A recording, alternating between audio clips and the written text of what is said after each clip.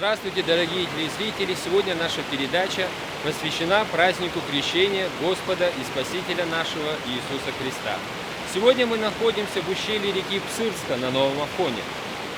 Значимость этого места трудно переоценить.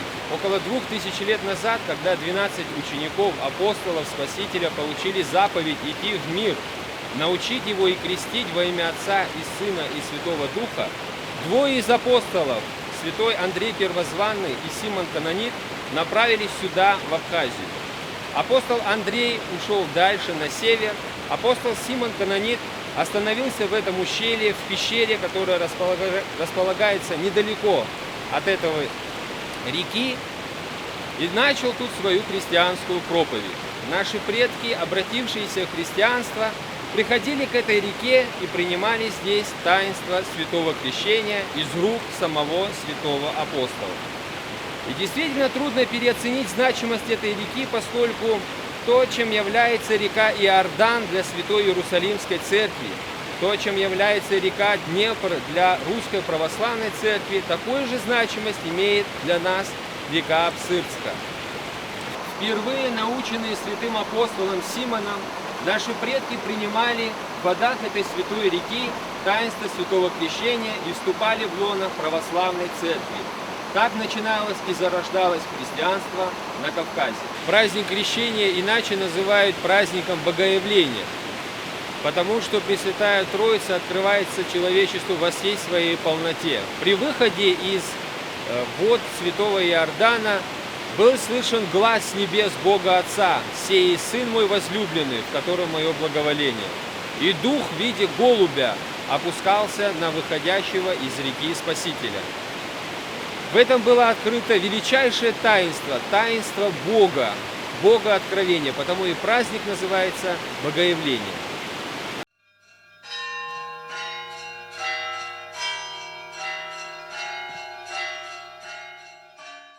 Когда Господь выходил из вод Иордана, Священное Писание говорит, произошла схизма на небесах.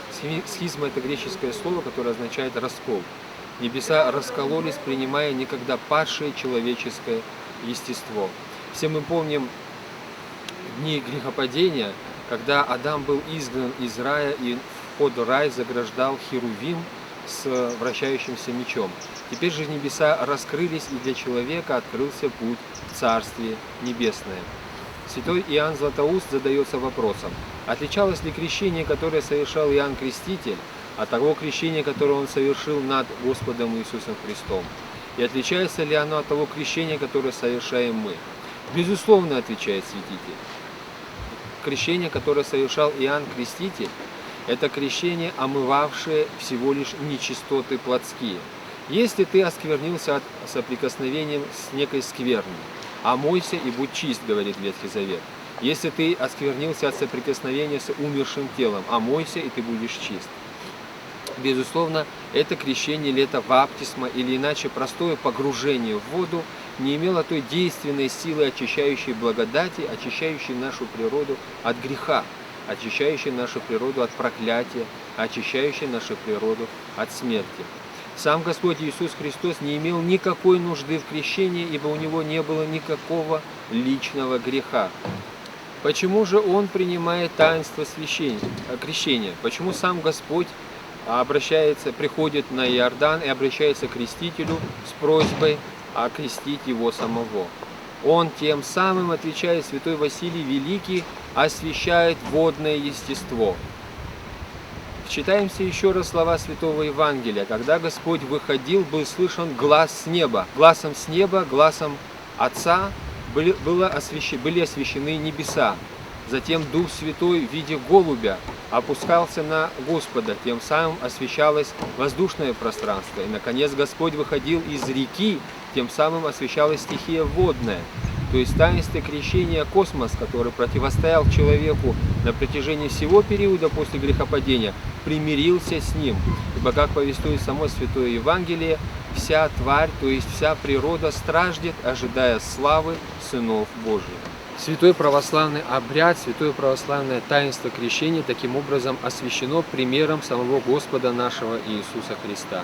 И теперь каждый человек, который желает вступить в церковь, каждый человек, который желает стать сопричастником божественной благодати, каждый человек, душа которого страждет и стремится к Богу, для того, чтобы стать членом церкви, должен пройти таинство святого крещения, то есть погружение в водную стихию во имя Отца и Сына и Святого Духа. Он нарекается новым именем, он получает возможность новой жизни. Что же происходит в таинстве святого крещения теперь с нами, с людьми, которые вступают в церковь? Мы получаем, как говорит апостол Павел, семя веры, таинственное семя, которое должны взращивать. Что же это такое? До сих пор человек без таинства крещения, без сопричастности Святой Церкви был подвержен влиянию, с одной стороны, злых духов, с другой стороны, дурной генетики или наследственности, или порочности, которая передается из поколения в поколение. И третье, он был подвержен первородному греху праотцов Адама и Евы. Теперь же в таинстве крещения он омывается от первородного греха. Он не несет более никакой вины за преступления своих праотцов. И он имеет семя веры, способное и дающее ему возможность противостоять злым духам, демонам, которые во множестве искушают нашу человеческую природу. Человек освобождается таким образом от греха, проклятий и смерти. И уже сам может свободно и спокойно противостоять всякой страсти, всякому искушению. Отвечает же после этого лишь за свои личные грехи.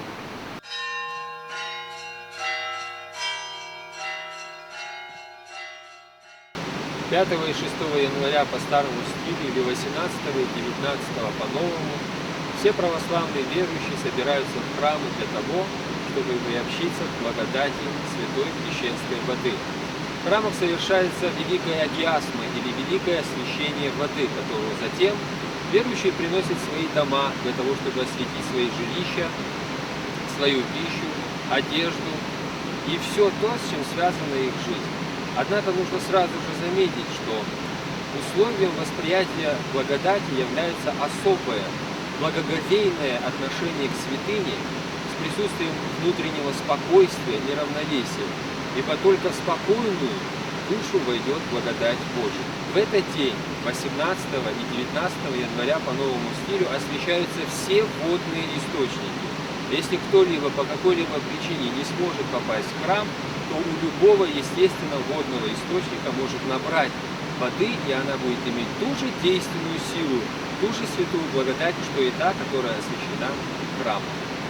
Еще раз поздравляю вас с наступившим праздником Святого Крещения, желаю вам мира и благополучия.